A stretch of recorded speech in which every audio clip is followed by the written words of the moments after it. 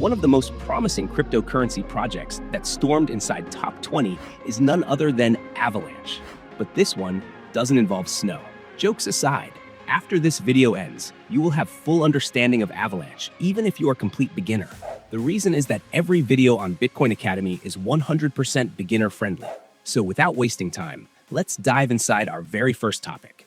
Avalanche is one of those projects that proves not every top cryptocurrency is just hype, because this blockchain was built with a very specific mission to make transactions extremely fast, cheap, and scalable so that millions of people can actually use it at the same time without slowing down. Now, before we dive into its details, let's clear up what a blockchain even is. Because if you are a complete beginner, this term can sound intimidating. A blockchain is simply a digital ledger. Think of it as an online notebook that records every single transaction. But instead of one bank or company controlling that notebook, thousands of computers around the world keep a copy of it and agree on what gets added. This makes it secure and transparent. Avalanche is what we call a layer 1 blockchain, meaning it does not rely on any other network for security or settlement. It is the foundation itself, just like Bitcoin and Ethereum are. But unlike Bitcoin, which is mainly used as digital money, or Ethereum, which is mostly about running applications, Avalanche was designed to focus on 3 big goals at the same time: speed, scalability, and affordability. In practice, this means Avalanche is capable of finalizing transactions in just a couple of seconds. And finality is the point where your transaction becomes permanent and cannot be reversed. On older blockchains, you might need to wait minutes or even hours to get that same level of security. Avalanche also has 3 separate built-in blockchains: the X chain for sending and receiving assets, the C chain, which is compatible with Ethereum smart contracts, and the P chain, which manages validators and subnets. And validators are simply computers that help secure the network by confirming transactions. Most people interact with the C chain because it feels familiar to Ethereum, but is much faster and cheaper. All of this is powered by Avalanche's native token called AVAX, which is used to pay for small fees. And these fees are not only low, but are burned or permanently removed from circulation, which makes the currency scarcer over time. This combination of instant speed, low costs, and flexible design is the reason Avalanche climbed into the top 20 cryptocurrencies so quickly, and why it is considered a serious contender in the future of blockchain technology. Behind Avalanche stands a company called Ava Labs. And to really understand why this blockchain was created, we need to talk about its founder, Emin Gün Sirer, who is a computer scientist and professor at Cornell University, known for his research in distributed systems, which is basically the science of how many computers can work together without a single one being in charge. Long before Avalanche, he was already active in the early days of Bitcoin and even designed proposals to fix some of its limitations. In 2018, he gathered a team of talented researchers and engineers, including Kevin Seknicki and Maofan Ted Yin, to create Ava Labs, with one big vision: to build a blockchain that could finally perform at a level ready for global adoption. The core idea for Avalanche actually came from an anonymous research group that published a white paper online under the name Team Rocket, not the one from cartoons, but a real group of cryptographers. That paper described a new way of reaching consensus, which is the process computers use to agree on which transactions are valid. Instead of slow mining like Bitcoin or complicated mechanisms like Ethereum at the time, this new approach was fast, lightweight, and energy efficient. Emin Gün Sirer recognized how groundbreaking it was and turned the theory into a working blockchain by founding Ava Labs. Their mission was not only to create a faster network, but also to allow developers, businesses, and even governments to build their own systems on top of Avalanche. This is why the project is considered both academically rigorous and practically useful. Ava Labs combined deep university-level research with real-world engineering, so Avalanche was not just an experiment, but a serious platform ready for billions of dollars to move across it. By knowing the people behind it, you can see Avalanche is not some mystery project run by anonymous developers, but a professionally led company with a clear vision to scale blockchain to the level of everyday global use. When people first hear about Avalanche, they often wonder how it compares to giants like Bitcoin and Ethereum. And the truth is, each of these blockchains was designed with a very different goal in mind. Bitcoin was created in 2009 to be the first form of digital money that is not controlled by banks or governments. And it achieves this by using something called proof of work, where miners, which are powerful computers, compete to solve puzzles, and in doing so, confirm transactions. This system is extremely secure, but it is also slow and energy intensive, with the Bitcoin network processing around 7 transactions per second and taking 10 minutes or more for a transaction to feel final. Ethereum came a few years later in 2015 and took the concept further by turning blockchain into a programmable platform. Instead of just moving money, Ethereum allows developers to build smart contracts, which are self-running pieces of code that execute automatically when conditions are met. This turned Ethereum into the home of decentralized apps, finance, and NFTs. But because so much is happening on one chain, fees can rise sharply, and finality, which means the point when a transaction cannot be changed, can still take minutes. Avalanche was designed to solve these trade-offs by focusing on 3 things at once: speed, flexibility, and low cost. Using its unique consensus mechanism, it can finalize transactions in just a couple of seconds, making it feel as instant as sending a text message. On top of that, Avalanche offers subnets, which are customizable blockchains running under the main network. So developers and companies are not forced to share the same crowded space like on Ethereum, but can create their own dedicated chain for gaming, finance, or enterprise solutions. To put it in simple terms, Bitcoin is like digital gold, secure but limited in function. Ethereum is like a world computer full of apps, but sometimes slow and expensive. Avalanche tries to combine the best of both worlds by being fast, programmable, and affordable, which makes it one of the most interesting alternatives in today's blockchain landscape. Every blockchain needs a way for thousands of computers around the world to agree on which transactions are valid, and this process is called consensus. Bitcoin does it with proof of work, where miners compete using huge amounts of energy, and Ethereum now does it with proof of stake, where validators lock up coins to get chosen to confirm blocks. Avalanche takes a completely different path with what is known as the Avalanche consensus, and it is the reason why this network is so fast and efficient. The easiest way to picture it is with a snowball rolling down a hill. Imagine a small group of validators checking a transaction, and then each of them randomly asks other validators what they think. If most agree it is valid, the decision spreads further. And very quickly, almost everyone in the network agrees, just like a snowball gathering more snow as it rolls downhill. Because this process repeats only a few times before near universal agreement is reached, Avalanche achieves what is called metastability, which means once the network has leaned toward one answer, it is almost impossible to reverse. This is why transactions on Avalanche can be confirmed in just a couple of seconds without the heavy resource costs of mining. Another key detail is that Avalanche actually uses 2 main versions of this consensus. The original Avalanche protocol is optimized for networks like the X chain that handle lots of asset transfers, while Snowman, which is a streamlined version, powers the C chain and P chain, where smart contracts and subnets operate. For a beginner, the main takeaway is that validators on Avalanche do not need to spend electricity or compete against each other. They simply cooperate by running this repeated sampling process, which is both fair and lightweight. The result is a blockchain that is not only environmentally friendly, but also able to process thousands of transactions per second with finality in seconds, making Avalanche stand out as one of the most advanced consensus systems in the entire crypto industry. One of the biggest innovations that makes Avalanche stand out is something called subnets, short for subnetworks. And the easiest way to think about them is as customizable blockchains that live inside the Avalanche ecosystem.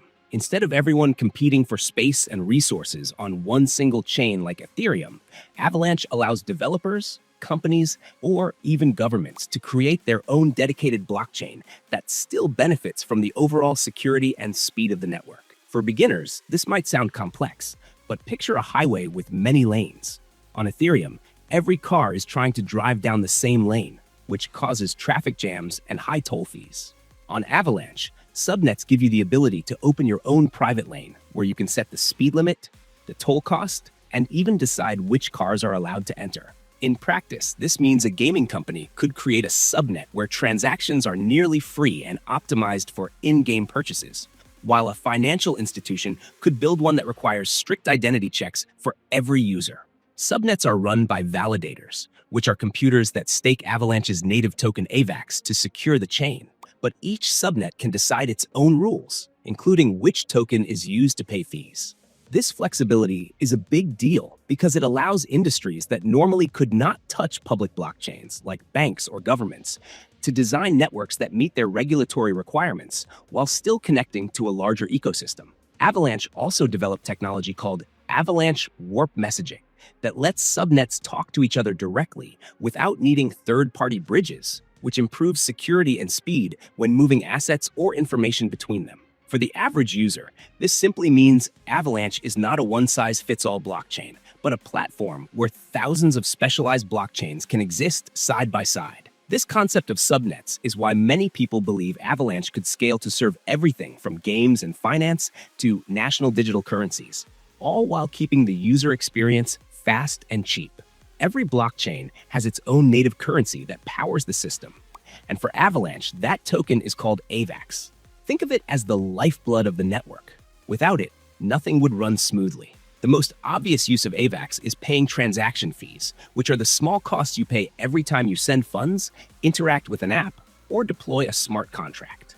On Avalanche, these fees are much lower than on older blockchains, and what makes it special is that the fees are actually burned, which means they are permanently removed from circulation. This creates a deflationary effect over time, making AVAX scarcer the more it is used.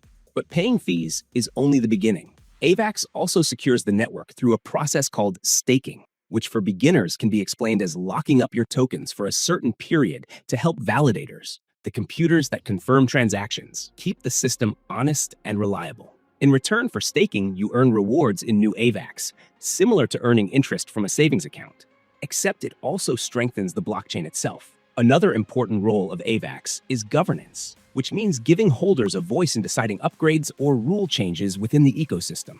Unlike traditional companies, where only executives vote, in Avalanche, any participant with staked AVAX can join governance and shape the future direction of the network. AVAX also serves as the common unit of value across all the subnets we talked about earlier. While subnets can create their own fee tokens, they still rely on AVAX to connect back to the main platform, so it remains the central glue of the system. To sum it up in simple terms, AVAX is not just a coin to trade on exchanges. It is the tool that pays for activity, secures the network, rewards supporters, and keeps the whole Avalanche economy connected. Without it, the speed, flexibility, and innovation that Avalanche promises simply would not be possible. To really see why Avalanche matters, we need to look at how it is actually being used in the real world, because a blockchain without adoption is just technology on paper. One of the strongest areas for Avalanche is decentralized finance, or DeFi for short, which is a collection of financial applications that run without banks. On Avalanche, popular DeFi platforms like Aave and Trader Joe allow people to lend, borrow, and trade assets instantly with very low fees, making it possible for users across the globe to access services that in traditional finance would require paperwork, long waits, and high costs. Avalanche is also making waves in the world of NFTs and gaming. Because transactions are cheap and finalize in just a couple of seconds, developers can create entire gaming economies where players own digital items such as weapons, skins, or land plots as NFTs, and buy or sell them in real time. Projects like Shrapnel and Gunzilla are building their own subnets to tailor the blockchain experience specifically for gamers, showing how Avalanche's flexible design directly benefits entertainment industries. Another major use case is in enterprise and government pilots. For example, Intane, a financial services firm, uses an Avalanche subnet to tokenize and manage securities, which are investment products usually tied up in layers of paperwork. By moving them to a blockchain, settlement becomes instant and transparent.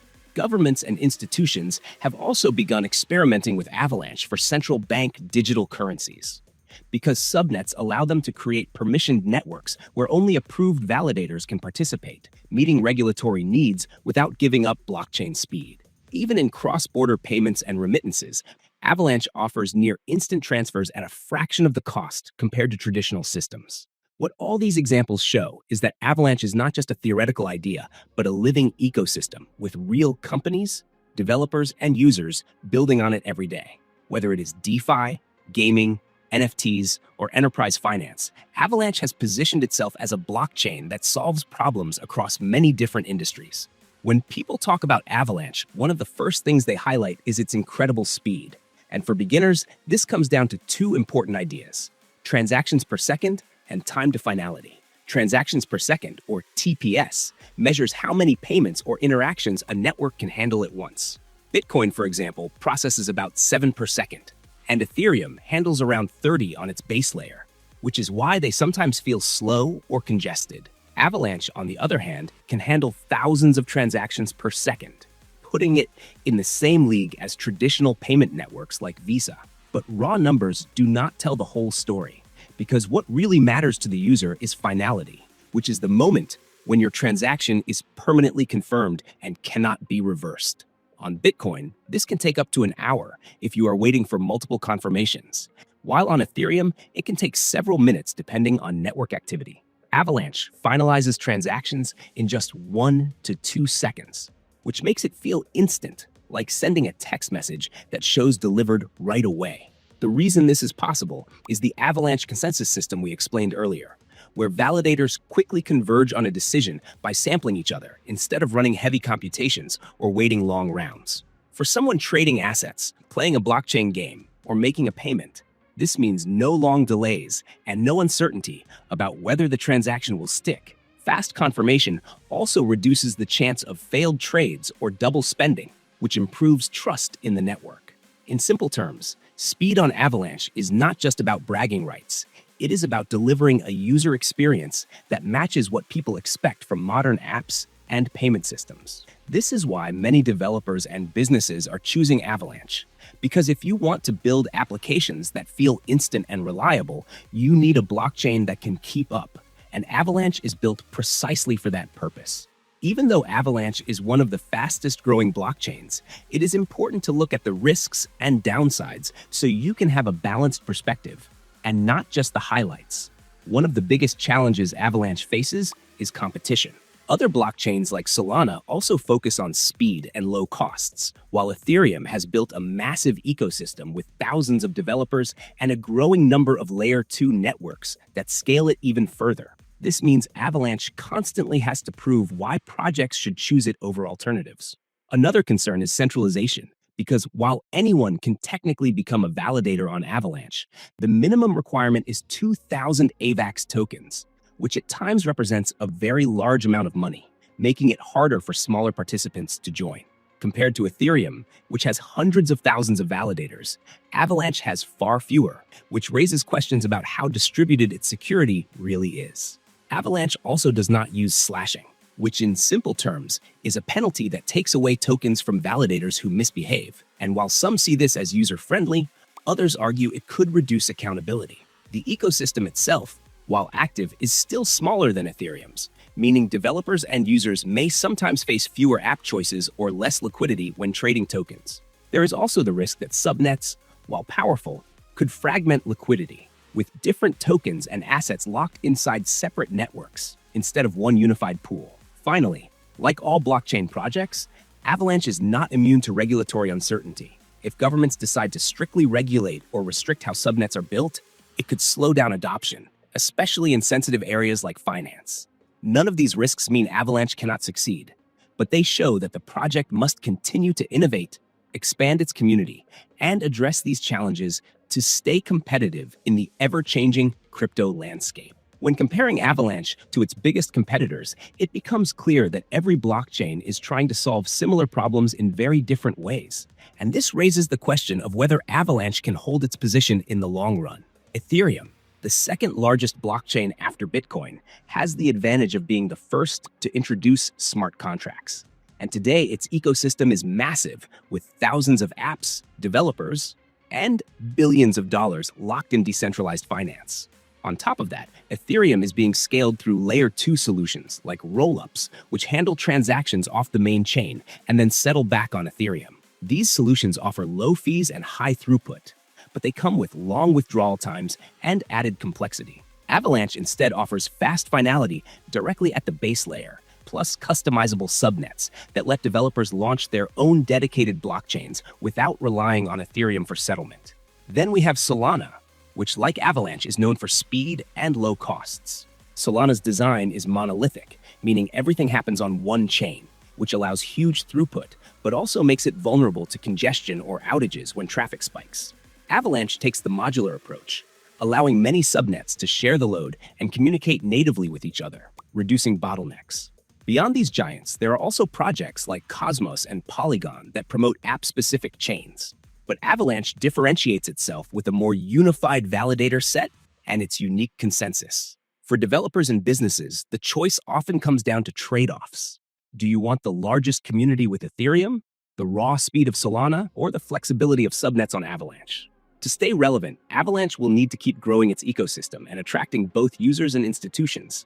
But its design already fills a niche that others cannot replicate easily. In simple words, Avalanche may not replace Ethereum or Solana, but it offers its own clear advantages. And that uniqueness is what gives it a strong chance of remaining in the top ranks of crypto.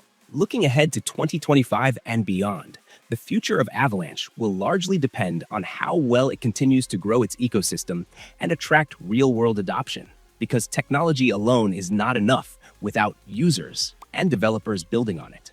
One of the biggest opportunities lies in subnets, which allow companies, game studios, and even governments to launch their own blockchains with custom rules while still connecting back to Avalanche. This could lead to thousands of specialized blockchains, sometimes called Avalanche L1s, that serve everything from financial markets to video games. Tools like AvaCloud, which lets businesses launch subnets with little technical knowledge, and Hyper SDK, a developer kit for building high-performance blockchains, are expected to make this process easier and faster. Another area where Avalanche could expand is institutional adoption, especially with tokenization of real-world assets such as stocks, bonds, or real estate. By turning these assets into tokens that can be traded instantly, Avalanche could play a role in modernizing financial markets, and its permissioned subnet model is already being tested for regulated environments. There is also growing speculation about central bank digital currencies being piloted on Avalanche, since the flexibility of subnets allows for government-controlled yet blockchain-based money systems. At the same time, the team will need to keep improving the core C-chain to handle higher traffic and continue refining its consensus to stay competitive against Solana, Ethereum, and other fast platforms. The risks remain, such as regulatory pushback or fragmentation of liquidity across many subnets.